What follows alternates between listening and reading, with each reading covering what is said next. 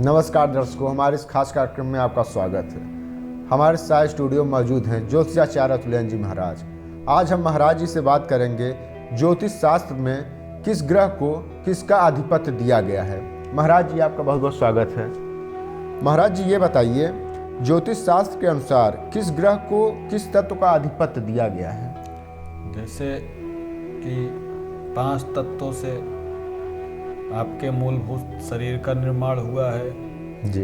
और 5 तत्वों के अंतर्गत आपके संसार में जो भी प्राणी जीवित हैं या सुचारू रूप से जीवन का निर्वहन कार्य चल रहा है, इन्हीं 5 तत्वों के माध्यम से चल रहा है।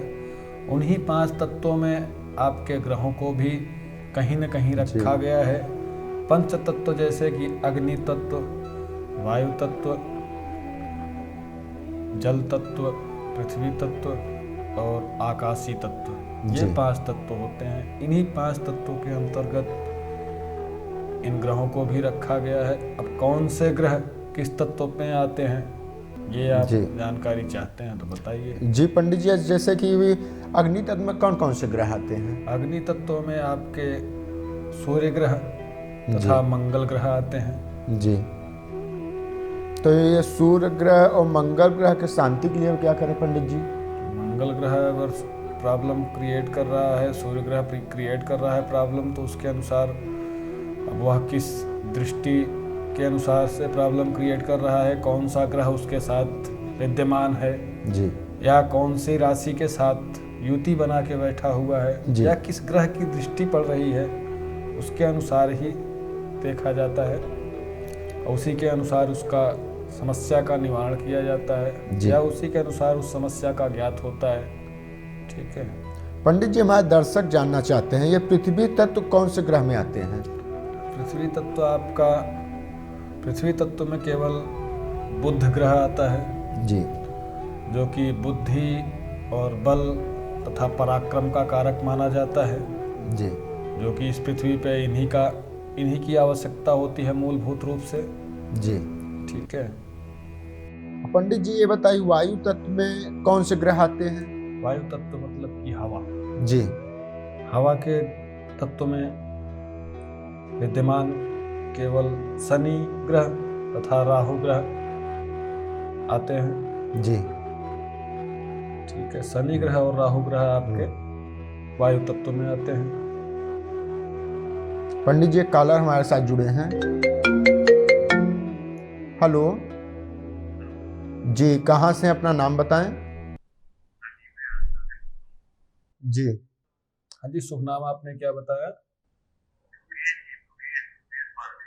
दुर्गेश पांडे जी, बताएं क्या जानकारी चाहते हैं आप?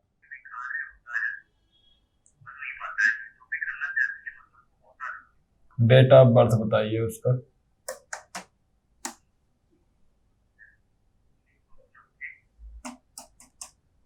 जी, टाइमिंग, वो डेट क्या है, मंथ क्या है? 25 फरवरी 1990। जी, टाइमिंग 8:30 बजे सुबह या रात्रि? दिन में। जन्म स्थान कहाँ का है? आगरा का ही है? ओके जी। दुर्गेश जी, आपकी बेटी की कुंडली तो बहुत ही अच्छी है, लेकिन इस कुंडली के अनुसार इसे लाभ की प्राप्ति नहीं हो पा रही है जी। इसमें शनि की महादशा चल रही है तथा राहु की अंतर्दशा और बुध की प्रत्यंतर दशा।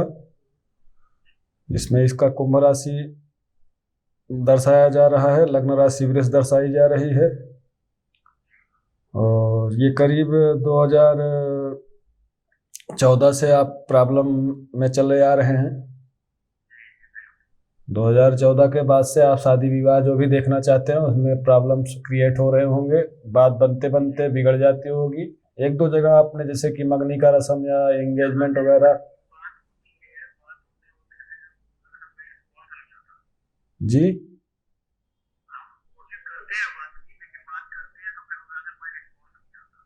जी, रिस्पांस नहीं आता है ना।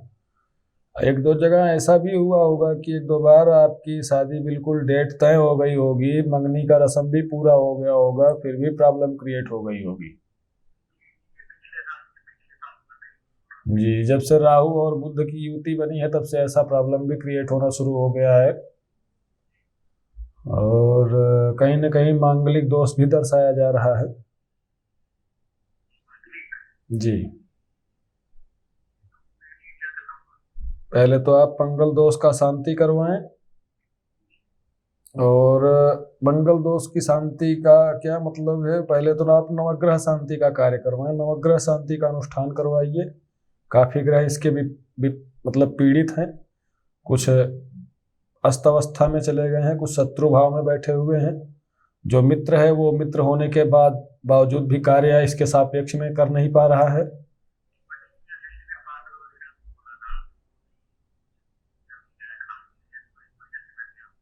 जी, आवाज आपकी क्लियर नहीं आ रही है। हाँ जी,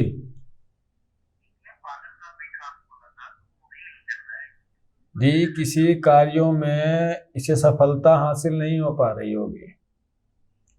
पढ़ाई लिखाई में भी बहुत अच्छी रही होगी पहले, लेकिन उसके अनुसार उसे वहाँ भी रिस्पांस नहीं मिला होगा। और जैसे कोई काम धंधा करना चाहती है उसमें भी फल की प्राप्ति नहीं हो पाती है, चलते चलते बंद हो जाता है वो काम। इसमें आप इसके लिए नवग्रह शांति का अनुष्ठान करवाइए, साथ साथ मंगल दोष का निवारण करवाइए। बट वृक्ष या पीपल मतलब या शालिग्राम भगवान के साथ बट वृक्ष के पास या पीपल वृक्ष के पास मतलब एक शादी का कार्यक्रम मतलब जो होता है नॉर्मली ढंग से आप उसको करवाइए। उसके बाद आप शादी का काम करिए, या तो फिर आपको मांगलिक लड़का कहीं मिले तो उसके अनुसार ही आप उसकी शादी उसके साथ करवाइएगा। ठीक है, मांगलिक लड़का अगर आपको नहीं मिलता है तो उसके लिए आप मंगल शांति के लिए पहले आप शालिग्राम भगवान से या बट वृक्ष से या पीपल के वृक्ष के साथ आप शादी का कार्य पूर्ण करवाएं नॉर्मली ढंग से। उसके बाद आप जो है किसी भी लड़के के साथ आप शादी करेंगे तो कोई दिक्कत नहीं होगी। ठीक है, नवग्रह शांति का अनुष्ठान करवाइए, सारे कार्य आपके सिद्ध होना शुरू हो जाएंगे। ठीक है, जब तक आप ये नवग्रह शांति का अनुष्ठान नहीं करवाएंगे तब तक आपके घर में प्रॉब्लम क्रिएट जो हो रही है वो हमेशा बरकरार रहेगी। इसका निवारण केवल यही है कि आप नवग्रह शांति का अनुष्ठान करवाइए। नॉर्मली उपाय करने से कोई बेनिफिट होने वाला नहीं है, क्योंकि काफी दिनों से आपके घर में समस्या चली आ रही है। ठीक है जी, करीब ये 8-10 साल से ऐसे चले आ रहे हैं। प्रॉब्लम लड़की के ही लिए नहीं, और भी प्रॉब्लम कई एंगल से मतलब कई दिशाओं से देखा जाए तो हर जगह से आपको प्रॉब्लम चल रही होगी। जी, आप जी ठीक है, आप करवाइए, देखिए। ओके, राम राम जी। अच्छा पंडित जी, ये बताइए, जैसे कि हमारे दर्शक के माध्यम से सवाल आया, तो जल तत्व में कौन कौन से ग्रह हैं? जल तत्व में आपके चंद्रमा और शुक्र ग्रह दर्शाए जाते हैं, जो शांति का प्रतीक होता है जी, सुख संपत्ति का भी कारक माना जाता है जी। तो जल तो वैसे भी शांत का रूप, शांति रूप का कारक जी। होता है।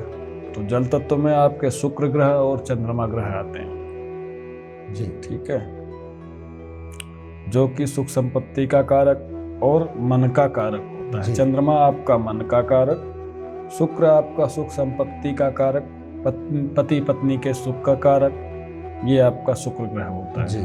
ठीक है। पंडित जी ये बताइए, क्या आकाशीय तत्व ग्रह का क्या उपयोग हो सकता है? आकाशीय तत्व में आपके गुरु आते हैं जी, तथा साथ साथ केतु भी आता है। जी, लेकिन केतु के लिए ज्योतिष शास्त्र में कहीं न कहीं अपवाद भी दिया गया है। जी, बाकी आकाशीय तत्व में गुरु तो एकदम कंफर्म है, जो कि आपका मार्गदर्शक होता है। जी, किसी भी रूप में आप मतलब किसी भी दिशा से आपको मार्ग दर्शाने का कार्य करता है। जी। केतु अपवाद में है लेकिन आकाशीय तत्व माना जाता है, क्योंकि अब इन चारों तत्वों में उसका कोई रोल नहीं है। तो पांचवा तत्व आपका जो बचा ये